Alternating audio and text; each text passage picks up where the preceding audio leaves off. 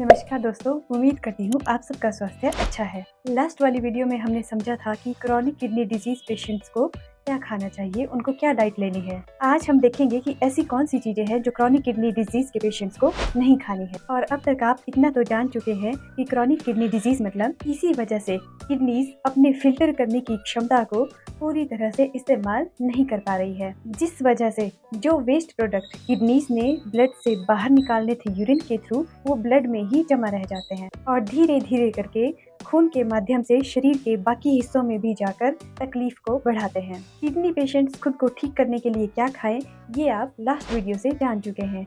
आज देखते हैं कि किडनी पेशेंट्स को क्या चीजें नहीं खानी है। तो इसको ठीक करने के लिए आपको 3 चीजें नहीं खानी है। पहला, वो वाला खाना जो उन वेस्ट प्रोडक्ट्स को बनाता है जिनको किडनीज ने बाहर निकालना है। दूसरा, फैट पर ध्यान देना होगा। और तीसरा, स्ट्रेस आपको बिल्कुल भी अपने अंदर नहीं ले जाना है। तो चलिए डिटेल में समझते हैं इन सारी चीजों को। तो सबसे पहले बात करते हैं उस खाने की जिसकी वजह से वो प्रोडक्ट्स बनते हैं जिनको किडनीज ने बाहर निकालना होता है। और ये समझने के लिए सबसे पहले आपको ये पता होना चाहिए कि हमारी किडनीज कौन कौन से वेस्ट प्रोडक्ट्स को बॉडी से बाहर निकालती है। किडनीज मेजरली हमारी बॉडी से बाहर निकालती है urea, creatinine, phosphorus, potassium, sodium, excess water and acids. बात करें क्रिएटिनिन की, तो ये एक ऐसा प्रोडक्ट है जिसके बारे में सभी चिंतित रहते हैं। क्रिएटिनिन एक ऐसा वेस्ट प्रोडक्ट है जो बनता है आपके खाने में पाए जाने वाली प्रोटीन के पाचन से। इसका सीधा साधा मतलब ये हुआ, जितना ज़्यादा प्रोटीन आपके खाने में होगा उतना ज़्यादा क्रिएटिनिन बनेगा। और दूसरा, क्रिएटिनिन बनता है जब हमारी मसल्स टूटती हैं। जब आप एक्सरसाइज करते हैं तो मसल्स बनती और टूटती रहती है, तो उस टाइम भी क्रिएटिनिन की फॉर्मेशन होती है। बात करें यूरिया की, तो यूरिया भी तब बनता है जब हमारा शरीर प्रोटीन को तोड़ता है और ये बनता है हमारे लीवर में। तो इस प्रकार लीवर से यूरिया और आपकी मांसपेशियों से क्रिएटिनिन ब्लड में चला जाता है और ब्लड में से किडनीज इसको उठा लेती है और यूरिन के थ्रू बाहर फेंक देती है। परंतु अब जब क्रॉनिक किडनी डिजीज के कारण किडनीज के फिल्टर, जिनको आप नेफ्रॉन कहते हैं, ठीक से काम नहीं कर पा रहे होते या फेल हो चुके होते हैं, तो ये यूरिया और क्रिएटिनिन ब्लड में ही रह जाता है। और ऐसी कंडीशन में अगर आप ज्यादा प्रोटीन वाला खाना खाएंगे तो यूरिया और क्रिएटिनिन की फॉर्मेशन होती रहेगी, परंतु शरीर इनको बाहर नहीं निकाल पाएगा, जिस वजह से आपके ब्लड टेस्ट में यूरिया और क्रिएटिनिन की लेवल ज्यादा आएगी। तो अब आपके लिए जरूरी हो जाता है कि आप प्रोटीन वाले खाने का सेवन कम करें। फर्स्ट, सेकंड, थर्ड स्टेज वाले थोड़ी मात्रा में प्रोटीन कंज्यूम कर सकते हैं, परंतु अगर आपकी किडनी डिजीज एडवांस स्टेज की है तो आपको प्रोटीन पूरी तरह से भी बंद करनी पड़ सकती है। अब सवाल ये है कि कौन सी प्रोटीन बंद करनी है। एनिमल प्रोटीन एक ऐसी चीज है जो आपको किडनी डिजीज की किसी भी स्टेज में नहीं लेनी है। मीट, अंडा, red meat, chicken, fish, beef कुछ भी नहीं लेना है, क्योंकि एनिमल फूड में प्रोटीन के साथ साथ कोलेस्ट्रॉल भी काफी ज्यादा होता है जो किडनीज को काफी नुकसान पहुंचा सकता है। परंतु आजकल प्रोटीन की मार्केटिंग कुछ इस तरह से कर दी गई है प्रोटीन सप्लीमेंट्स को बेचने के लिए, जिसके कारण सबको लगता है कि प्रोटीन ही एक ऐसी चीज है जो हमारी बॉडी के लिए बहुत एसेंशियल है। एसेंशियल ही नहीं बल्कि एकमात्र चीज है जो हमारी बॉडी को चाहिए। परंतु मैं आपको बता दूं, हम जब भी कोई खाना खाते हैं तो वो खाना एक कॉम्बिनेशन में हमारे शरीर में जाता है। उसमें ज़्यादा परसेंटेज प्रोटीन की हो सकती है, बट उसके अलावा उसमें फैट भी होता है, मिनरल्स, विटामिन्स, कार्बोहाइड्रेट, ये सब कुछ होता है। और अगर हमारी बॉडी को ये सब कुछ नहीं मिलेगा तो अकेली प्रोटीन कुछ भी नहीं कर सकती है। ये हमें हेल्दी नहीं बना सकती है, ये हमारा शरीर नहीं बना सकती है। इस बात को आप B12 की कमी के उदाहरण से भी समझ सकते हैं। आप में से बहुत सारे लोगों ने विटामिन B12 की कमी को फेस किया होगा, तो आप ये अच्छे से जानते होंगे कि सिर्फ एक विटामिन B12 की कमी के कारण हमारा पूरा शरीर हिल जाता है, पूरे शरीर में दर्दें रहने लगती है, आप जल्दी थक जाते हैं, आपका उठने का मन नहीं करता है, और ये सब होता है सिर्फ एक विटामिन की कमी से। तो इस बात से आप समझ सकते हैं कि हमारी बॉडी के लिए हर एक छोटा बड़ा न्यूट्रिएंट बहुत जरूरी है, ना कि केवल प्रोटीन जरूरी है। हाँ, प्रोटीन का अपना एक रोल है हमारे शरीर को हेल्दी रखने के लिए, परंतु इसका मतलब ये बिल्कुल भी नहीं है कि प्रोटीन ही हमारे लिए सब कुछ है। आइए देखते हैं एनिमल प्रोटीन और किडनी डिजीज में क्या रिलेशन है, रिसर्चेस इस बारे में क्या कहती हैं। रिसर्चेस बताती हैं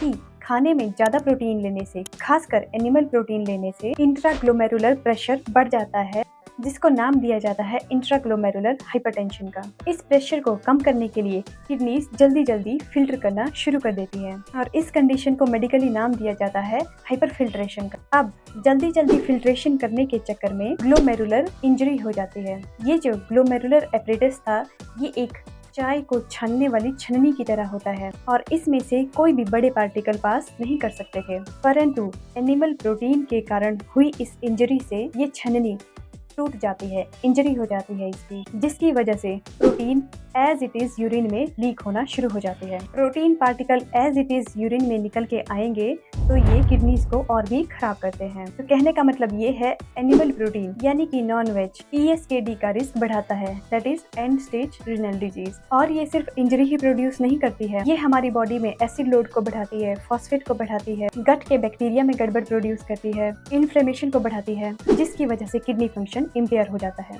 तो अब आप बोलेंगे कि प्रोटीन ना खाएं तो क्या खाएं? वैसे तो इसका जवाब मैं लास्ट वीडियो में दे चुकी हूँ, परंतु फिर भी बता देती हूँ।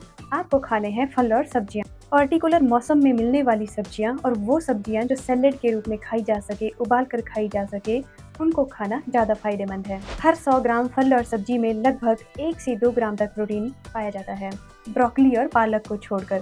ब्रोकली और पालक में 4 से 5 ग्राम तक का प्रोटीन होता है। बस इनको खाने से पहले आपको एक बात का ध्यान रखना है कि इनको नमक या हल्दी वाले पानी में या बेकिंग सोडा वाले पानी में या जामुन के सिरके वाले पानी में भिगोकर ज़रूर रखना है, कम से कम 30 मिनट के लिए। उसके बाद बहते हुए पानी से धोकर उसके बाद आप इनको कंज्यूम कर सकते हैं। खाने में मिलने वाली प्रोटीन के साथ साथ आपको प्रोटीन सप्लीमेंट भी कंज्यूम नहीं करने हैं और ना ही आपको क्रिएटिन सप्लीमेंट लेना है। ज़्यादातर जिम जाने वाले लोग प्रोटीन एंड क्रिएटिन सप्लीमेंट बहुत फ्रिक्वेंटली लेते हैं ताकि वो ज़्यादा मसल बना सके, ताकि वो लंबे टाइम तक एक्सरसाइज कर सके, इसलिए लेते हैं। परंतु इन सप्लीमेंट्स की ज़रूरत सबको नहीं होती है, इसीलिए सोच समझकर और अपनी बॉडी की कंडीशन को देखते हुए ही इस तरह के सप्लीमेंट्स लें। जल्दी बॉडी बनाने के चक्कर में अपने शरीर में कुछ भी ना भेजते रहें। तो ये तो हो गया प्रोटीन के बारे में। सेकेंड चीज जो किडनीज को बाहर निकालनी होती है वो है इलेक्ट्रोलाइट। हमारे शरीर के 7 इंपॉर्टेंट इलेक्ट्रोलाइट्स हैं: sodium, potassium, calcium, bicarbonate, magnesium, chloride and phosphate. हम सब जानते हैं कि हमारा शरीर 60% पानी से बना हुआ है और इसी पानी में ये सब इलेक्ट्रोलाइट्स रहते हैं। ये इलेक्ट्रोलाइट्स एक तरह के मिनरल हैं जो पानी में घुलने के बाद शरीर की इलेक्ट्रिसिटी का संचालन करते हैं। जैसे बिजली में पॉजिटिव और नेगेटिव चार्ज होता है, ठीक उसी तरह से ये इलेक्ट्रोलाइट्स भी पॉजिटिव या नेगेटिव चार्ज से फिल होते हैं और यही इलेक्ट्रोलाइट्स हमारे शरीर में पानी का बैलेंस बनाकर रखते हैं। परंतु जब किडनीज खराब होती है तो ये इलेक्ट्रोलाइट्स हमारे शरीर में ज़्यादा या कम हो जाते हैं और इन 7 में से 3 electrolytes, sodium, potassium and phosphate, इनका बैलेंस में होना बहुत ज़रूरी है किडनीज के सही फंक्शन के लिए। ये बहुत ज़्यादा या बहुत कम हो जाए, दोनों ही कंडीशन में हमारी किडनीज ठीक से काम नहीं कर पाती हैं। सबसे पहले बात करते हैं सोडियम की। सोडियम यानी नमक। हम सभी जानते हैं कि नमक पानी को एब्जॉर्ब करके रखता है, पानी के मॉलिक्यूल्स को पकड़ के रखता है और जब ये हमारी बॉडी में ज़्यादा हो जाता है तो ये ज़्यादा पानी को एब्जॉर्ब करता है, जिसकी वजह से सोजिश देखने को मिलती है किडनी पेशेंट में। यही ब्लड प्रेशर को बढ़ाने का भी सबसे बड़ा कारण है, इसीलिए नमक का सेवन कम करें। जो भी फल सब्जियां आपके डॉक्टर ने आपको अलाउ की है उसको आप 50% तक अपनी डाइट में शामिल करें। कहने का मतलब ये है, अपनी डाइट में 50% खाना ऐसा इंक्लूड करें जिसमें नमक डालने की जरूरत ही ना पड़े। ऐसा करने पर आपकी सोजिश भी धीरे धीरे कम होने लगेगी। और सोडियम आपको सिर्फ डायरेक्ट नमक से नहीं मिलता है, ये आपको मिलता है कैंड फूड से, डिब्बाबंद खाना होता है, जंक फूड होता है, फ्राइड फूड होता है, उन सब से आपको नमक मिलता है, तो वो सब आपको टोटली बंद करना है। अब देखते हैं फास्फोरस। कैल्शियम के बारे में आप सबने सुना है कि कैल्शियम बहुत ज़रूरी है मजबूत हड्डियों के लिए, है ना? तो इतना याद रखें, जिन जिन चीज़ों से आपको कैल्शियम मिलता है उन्हीं चीज़ों से आपको फास्फोरस भी साथ में मिलता है, जैसे कि दूध, दही, पनीर, दूध से बनी हुई कोई भी चीज़। जब हमारी किडनीज ठीक से काम नहीं कर पा रही होती तो कैल्शियम पे उतना ज़्यादा असर नहीं पड़ता है, परंतु फास्फोरस हमारी बॉडी में जमा होना शुरू हो जाता है। वो कैसे, समझते हैं। क्रॉनिक किडनी डिजीज में किडनीज एक्टिव विटामिन डी को कम बनाती है। जितनी विटामिन डी हमें चाहिए होती है उतनी नहीं बन पाती है और विटामिन डी की कमी में हमारा शरीर हमारे द्वारा खाए गए खाने में से कैल्शियम को एब्जॉर्ब नहीं कर पाता है, जिसकी वजह से कैल्शियम हमारे ब्लड में कम हो जाता है। और वहीं फास्फोरस को हमारी बॉडी एब्जॉर्ब कर सकती है, उसके लिए विटामिन डी की जरूरत नहीं होती है, जिस वजह से फास्फोरस ज्यादा हो जाता है और कैल्शियम और फास्फोरस का जो बैलेंस होता है वो नहीं बन पाता। अब कैल्शियम और फास्फोरस के बीच बैलेंस लाने के लिए हमारा शरीर हमारे हड्डियों में जमा कैल्शियम को खींचना शुरू कर देता है, जिसकी वजह से हड्डियों में कमजोरी आने लगती है। और इस स्टेज में जरूरी हो जाता है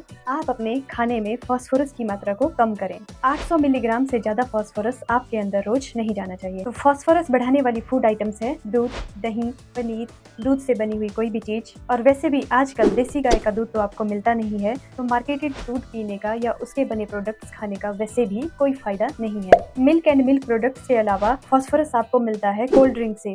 खासकर जितनी भी काली कोल्ड ड्रिंक्स होती है उनसे आपको फास्फोरस बहुत ज्यादा मिलता है। साथ ही साथ canned food, packeted food, non veg, इनसे भी आपको फास्फोरस मिलता है। जैसे फास्फोरस का ध्यान रखना जरूरी है, वैसे ही पोटाशियम का ध्यान रखना भी बहुत जरूरी है। सभी जानते हैं कि पोटाशियम हमारी मसल्स के लिए बहुत जरूरी है, परंतु रुकिए, मसल्स का मतलब आपकी बाइसेप्स, ट्राइसेप्स या ग्लूट्स से ही नहीं है। हमारी बॉडी में सबसे जरूरी मसल है हमारा हार्ट, यानी कि हमारा दिल। हार्ट पूरी तरह से एक मस्कुलर ऑर्गन है, मांसपेशियों से बना हुआ है। और अगर पोटाशियम हमारी बॉडी में ज्यादा होगा तो उससे हार्ट की मसल्स पे भी लोड पड़ता है। और जब पोटाशियम हमारी बॉडी में बढ़ता है तो इसी कंडीशन को हम मेडिकली नाम देते हैं हाइपरकैलेमिया का। और ऐसी कंडीशन में किडनी पेशेंट्स को 3000 मिलीग्राम से कम ही पोटाशियम अपनी डाइट में शामिल करना है, ताकि हार्ट में कोई दिक्कत ना आए। जिन किडनी पेशेंट्स में पोटाशियम की लेवल ज्यादा है उन लोगों को ये फल और सब्जियां अपनी डाइट में से हटानी है। तो ये तो हो गए इलेक्ट्रोलाइट्स। नेक्स्ट चीज जो आपको अपनी डाइट में से कम करनी है वो है पानी। पानी का इंटेक कम करना है, क्योंकि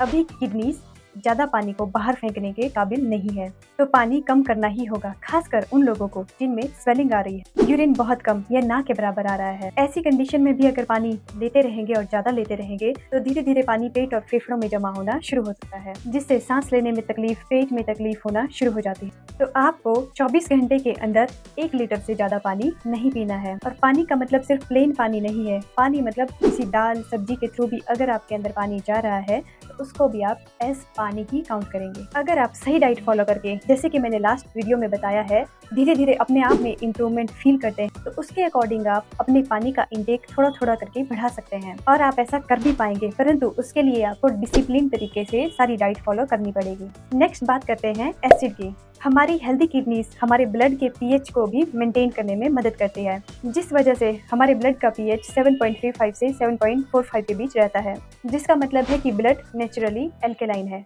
बेसिक है। और नॉर्मली ह्यूमन बॉडी एल्केलाइन ही होनी चाहिए। जैसे जैसे हमारी बॉडी एसिडिक होती जाती है, बीमारियां पैदा होना शुरू हो जाती है। और क्रॉनिक किडनी डिजीज में ये सब वेस्ट प्रोडक्ट ब्लड के अंदर जमा होने के कारण ही हमारा ब्लड एसिडिक होने लग जाता है, जिसके कारण थकान, कंफ्यूजन, उल्टी, सांस लेने में तकलीफ होना, इस तरह के लक्षण देखने को मिलते हैं। इस कंडीशन में सब तरह का एसिडिक फूड आपको अपनी डाइट में से हटाना होगा। एसिडिक फूड मतलब शुगर, किसी भी प्रकार का मीठा, सारे डेयरी प्रोडक्ट्स, सारे प्रोसेस्ड फूड, जितने भी सोडा और स्वीट बेवरेजेस होती हैं, वो सब, ज्यादा प्रोटीन वाले फूड, सप्लीमेंट्स, शराब, स्मोकिंग, कैफीन या किसी और तरह का नशा। तो ये तो हो गया वो सारा खाना जिनकी वजह से वो वाले वेस्ट प्रोडक्ट बढ़ते हैं जो किडनीज ने बाहर निकालने हैं। दूसरी चीज जिस पे आपको ध्यान देना है वो है फैट। हालांकि ये कहा जाता है कि किडनी डिजीज का सबसे बड़ा कारण हाई ब्लड प्रेशर और शुगर है, परंतु इनसे भी बड़ा कारण है मोटापा। मोटापा यानी कि ओबेसिटी, ये एक ऐसी कंडीशन है जो किसी भी बीमारी को पैदा कर सकती है। तो क्या होता है, हम जितना भी खाना खाते हैं वो डायरेक्टली हमें नहीं लगता है, वो कन्वर्ट होता है ग्लूकोज में, यानी कि शुगर में। और इस ग्लूकोज को यूज करके ही हमारी बॉडी ने काम करना होता है। तो जब हमारी बॉडी ने इस ग्लूकोज को यूज करना होता है, ये ग्लूकोज हमारे सेल्स के पास जाता है और सेल्स के पास इंसुलिन हार्मोन एक सिक्योरिटी गार्ड की तरह खड़ा होता है, जिसने दरवाजा खोलना होता है और इस ग्लूकोज को अंदर जाने देना होता है, ताकि सेल इसको यूज कर सके और अपना काम पूरा कर सके। परंतु जब मोटापा होता है, इन सेल्स पे भी फैट जम गया होता है। अब इंसुलिन हार्मोन चाहकर भी इन सेल्स के दरवाजे को खोल नहीं सकता है। ये कोशिश तो बहुत करता है परंतु फेल हो जाता है, जिसकी वजह से शुगर ब्लड में ही रह जाती है, ब्लड में ही घूमने लगती है। और अगर लंबे टाइम तक ऐसा ही रहता है तो आपको डायग्नोस कर दिया जाता है डायबिटीज से।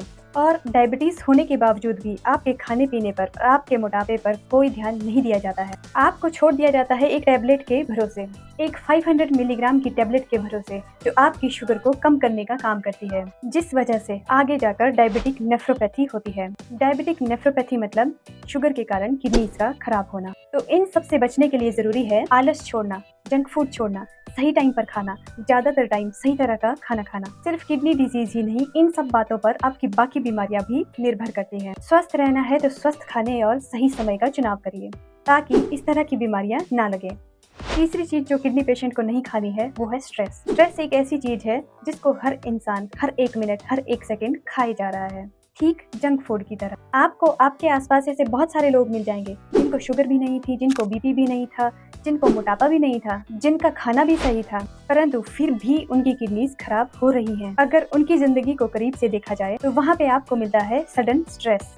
जिंदगी में भूचाल की तरह अचानक से आया स्ट्रेस, जहाँ पे इंसान फील करता है कि अब वो नहीं बचने वाला। ये ठीक वैसे ही कंडीशन होती है जैसे आप पानी में से मछली को थोड़ी देर के लिए बाहर निकाल दें, फिर दोबारा उसको पानी में डाल दें। ये घटना होती तो इमोशनल लेवल पे है, परंतु इसका असर शरीर पे दिखाई देता है बीमारी के रूप में। मैं बस इस बारे में इतना ही कह सकती हूँ कि जिंदगी है तो इसमें उतार चढ़ाव भी होगा ही, और कभी परिस्थितियाँ कुछ ऐसी बनेगी जिसमें हम बहुत अच्छा फील करेंगे, और कभी परिस्थितियाँ ऐसी बनेगी जिसमें हम बहुत बुरा फील करेंगे। और ये स्वाभाविक है, जब जब इस तरह की कोई टेंशन आएगी हम बुरा या अच्छा फील करेंगे, क्योंकि हम ह्यूमन बीइंग हैं। पर एक चीज हमारे हाथ में है, कोई भी स्ट्रेस या टेंशन हमारी जिंदगी में आई, उसको हमने सोच सोच कर अपने दिमाग में ही कितना बढ़ाते जाना है, ये हमारा ही चुनाव है। तो अगर हम एक सही चुनाव कर पाएं, इस तरह की बड़ी बड़ी बीमारियों को पैदा होने से रोक सकते हैं, और अगर वो हो भी जाए तो उनको रिवर्स कर सकते हैं। और मन के खाने के साथ साथ शरीर का खाना भी ठीक कर लेंगे तो खुद को आसानी से ठीक कर सकते हैं। पूरा ठीक ना सही, एटलीस्ट इतना ठीक तो कर ही सकते हैं कि हम किसी पे